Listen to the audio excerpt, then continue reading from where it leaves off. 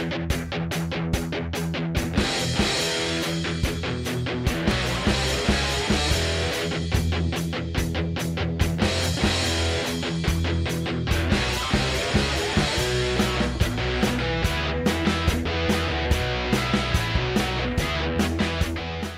right, 28mm RPG here.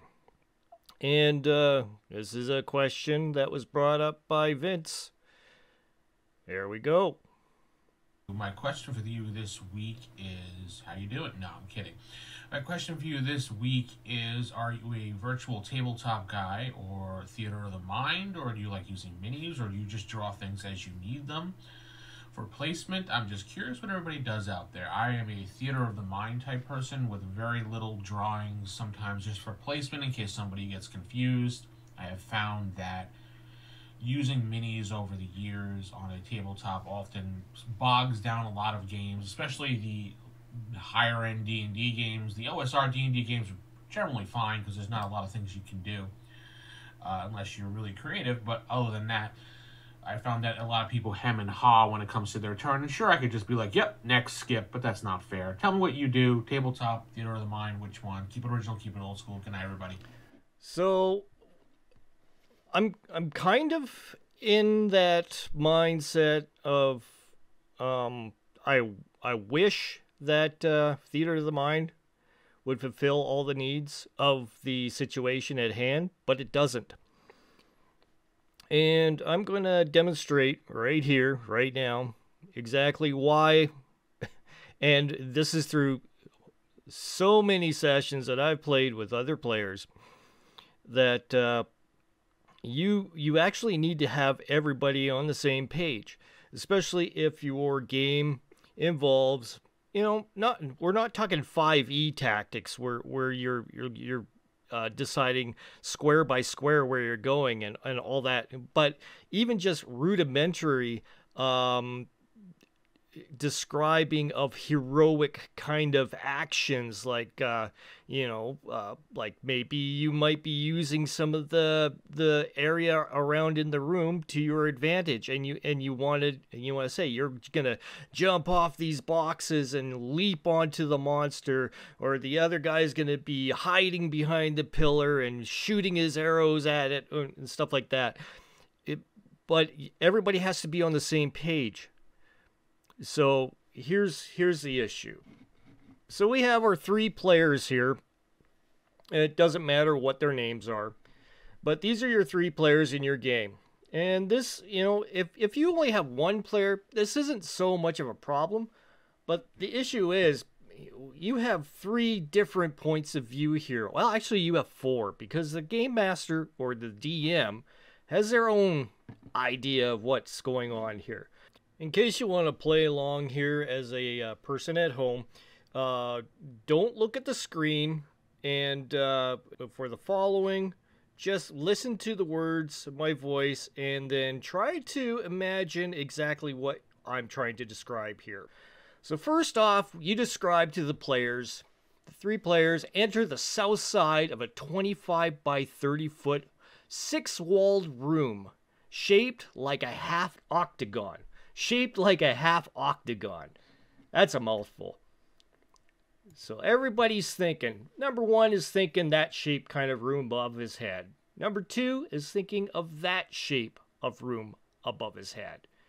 And number 3 is thinking of that shape room above his head. All right. Next thing, you describe to him that there are 3 unopened doors in this room as well. I'm going really basic descriptions here. So each of them is thinking like this. The next thing you describe to them is there are 2 5-foot diameter pillars occupying the room as well. So they're all thinking, okay. They also see a stack of 3 crates in the northwest corner of this room. So they all start seeing this in their heads. Are you starting to see maybe that there might be a problem with theater of the mind? Okay? Maybe not yet. Here we go. Now you also tell them that you also see a chest on the east side of the wall. So they're all envisioning this.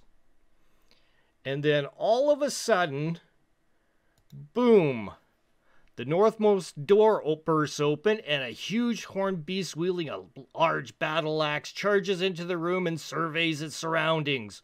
Snort, snort. If you were playing at home, you can now open your eyes and look at the screen. Now, here's the problem. You know, player number one here, he's probably going to say, okay, well, I'm going to go hide behind a pillar and snipe at this thing. Okay, so number three is like, how the heck is he going to do that? And number two is thinking, okay, that sounds reasonable. Number two could say, well, okay, I charge headlong up against the monster and you know, in order to kind of make himself the meat shield.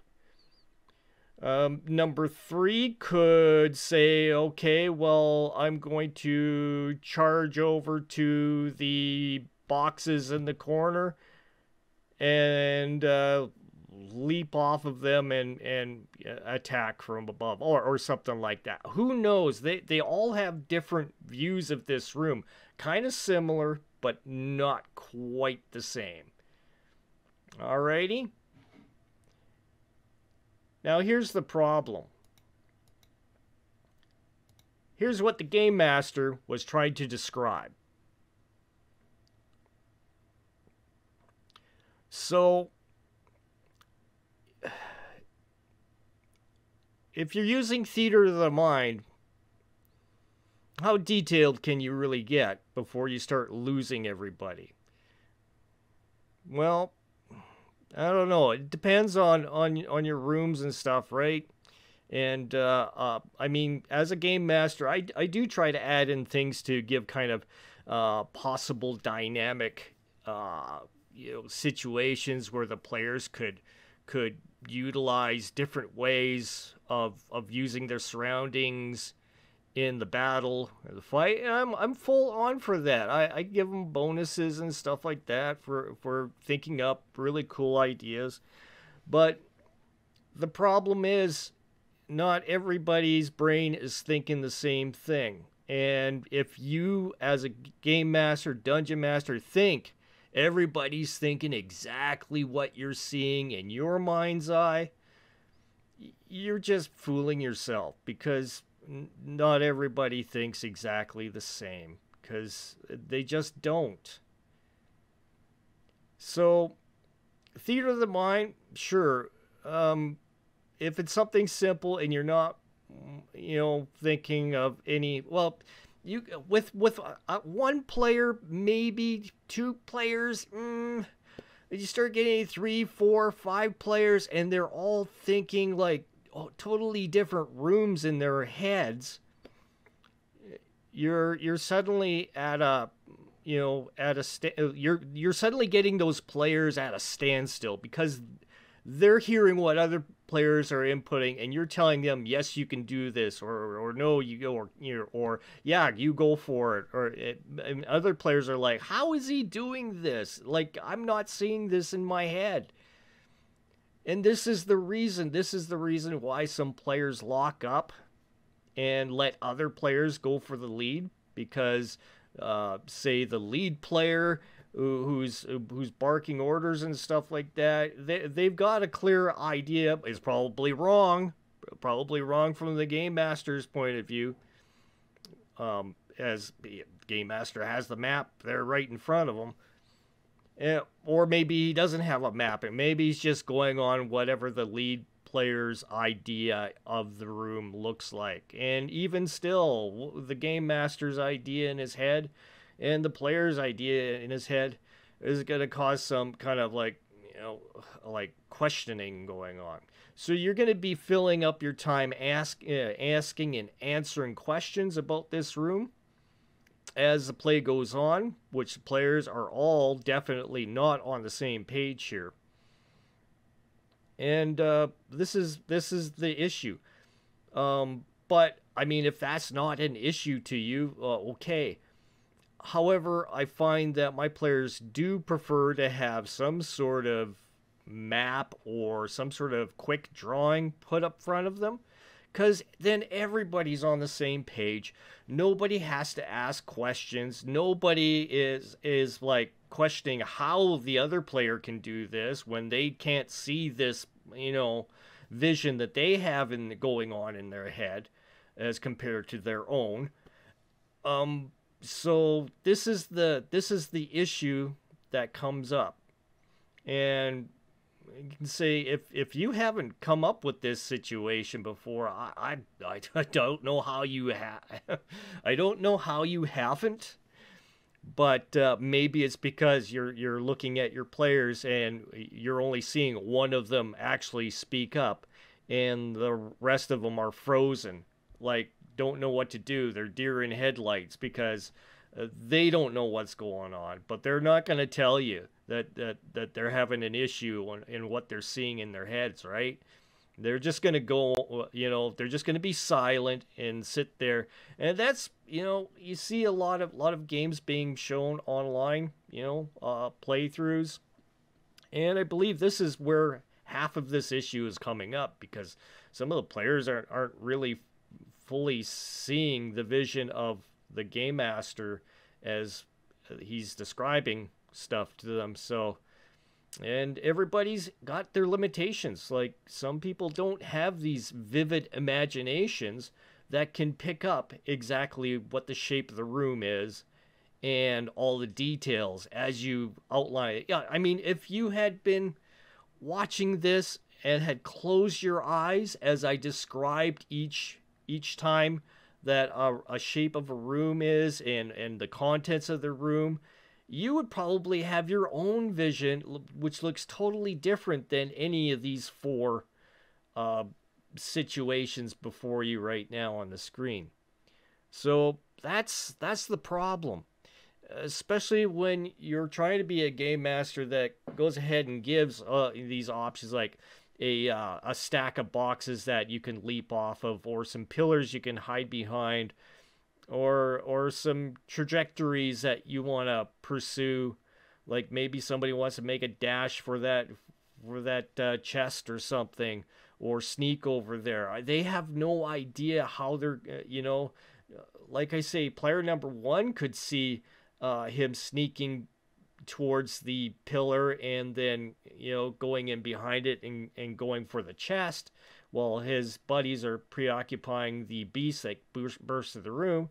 Where player two is like, well, maybe we can make I don't know, everybody's gonna be confused. Player three might even think, well, there's no way you can hide behind the pillars because they're right next to the beast. And that's, if you're not all on the same page, that there is going to be a lot of confusion, especially amongst the players, especially when they're trying to figure out some sort of way to have an advantage in this situation. And the game master, of course, has his own idea of what this room looks like, which is none of those above. So there you go. That's my point of view, and it's something maybe you didn't even think about. What do your players actually think every time you go ahead and describe a room? Maybe you're just glossing over that and leaving them behind, and not even realizing it. You might be causing them a lot of confusion and frustration, and then they eventually think, I don't want to play this anymore because I can't do the things that I would love to do in a game that are heroic, like leaping off of pillars or stacks of boxes, or doing all that kind of stuff, or sneaking where you want to sneak, all because nobody's on the same page. And this isn't a really too complicated room. This is kind of like what I would put together for a regular room, and still it would be confusing to a lot of people. So I don't know, that's my take. You can disagree with me down below, that's fine. But as far as I'm concerned, I try to get maps like drawn out really fast, like on a big vinyl map if I'm doing like a Dungeons and Dragons thing. And if you've watched the last episode of our live um, with Traveler, you end up in seeing a situation there where the players could not imagine a corridor with a couple of cargo doors and three stateroom doors and one and an extra cargo door with it torn open. And so there was three cargo doors and three stateroom doors that I was describing in a corridor hallway, and they needed a map because there's no way I could exactly describe the locations of each of these doors for them so that they could kind of tactically imagine where they are going. So that's the thing, that you instead of bringing up an hour's worth of discussion on the locations of all these things, you just go ahead and draw them down on the map. Everybody's on the same page. They all think of how they're going to tactically approach it, and they do it.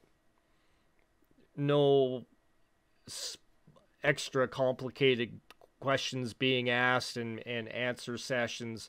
You're just going through the game thinking how they use their imaginations on how they're approaching all this, of course, but they're all on the same page if they all have the same vision in front of them. Even if you're some of these people out there describe it as a movie, but even describing it, when you see a movie, the movie, you're seeing everything in front of them. You're seeing all the pertinent information that they could use. They see that there's a gantry that they can climb up on. You can see that there's there's a set of stairs over in the one, and they're all seeing the same thing. But if you're using theater of the mind, they're all not seeing that same thing. One might be thinking the gantry's on the other side. Another one might be thinking the gantry's beside them. The locations of the doors in this room that you're describing are going to be all over the place with each player. So get that out of the way, and you're wasting less time doing the question and answer thing or frustrating your players. Get the map down. Just, it doesn't have to be, we are tactically playing, 5 foot by 5 foot squares, blah, blah, blah, and I can only move 6 squares. Have people run up to stuff and do all kind of backflip off of things or whatever. If they can physically do it, they can physically do it, If they're skilled in such measures, let them do it. But you got to have everybody on the same page in order for them to see what's going on, And if they're all not seeing the same picture, well, then it's a whole lot of questions, and that fills up your game session right there, asking questions and answering them. So there you go. My little spiel is over. Hopefully this gives you something to think about, because I know a lot of people don't think in the perspective of their players, especially with many other players in front of them. They're just thinking of what's going on in their head as the game master. So they think they're right, and they can say yes or no to whatever situations the players are asking about, because they're confused. And maybe this is why you can't fathom why the players aren't understanding things, because everybody thinks totally different. And some people can't imagine, as you're describing, a room exactly what you're seeing, because everybody has limits in their imagination. Some, that's the way that everybody's built. It's not that one is dumber than the other or whatever, or not as intelligent. It's just that everybody everybody sees visually in their everyday to day life. So visually seeing something and everybody interpreting the scene before them all at once, you're going to get that instantaneously. Oh, I know what I'm going to do, and he knows what he's going to do, and whatever. Where you're trying to describe something in the imagination, and everybody's seeing everything differently, well, you're going to have issues. And if you say you've never had issues, I would say you're lying, because I've I've had some successful theater of the mind sessions, but it's basically in situations where it's more where it has less to do with any kind of fighting, or it's not a room where there would be any tactical advantage that any player could use at the time. So, but I like putting in stuff like pillars and boxes and the different areas that players can use to be of an advantage or have the monster at a disadvantage as in and I'm not going by any kind of extreme 5e, you got to calculate everything, measure everything, all that stuff, and then roll your dice. No, I'm very loose with everything as far as combat goes. If I can conceivably see that you can move to this location, jump off this, and do an aerial attack on this monster, do it. Go for it. You just got to make a roll. And boom, everybody else sees what's happening in the same page. They all look at the map. They know what's going on. If nobody's on the same page, well, so be it. And then everybody's confused. Alrighty, that's all I have to say now. That's it. Rant over. So, thanks,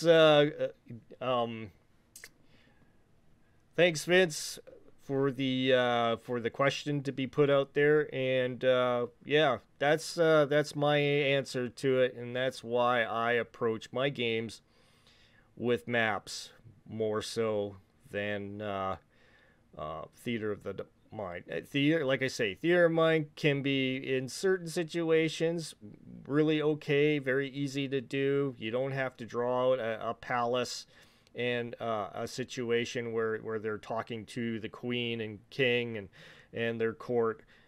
You don't have to have a map for that, and everybody's imagination can imagine whatever the court looks like, right? And that's cool, that's fine. But when it comes to like an actual fight or something like this, you gotta have kind of a map so that everybody's all on the same page. That's where I'm at with it. And yeah, I got minis.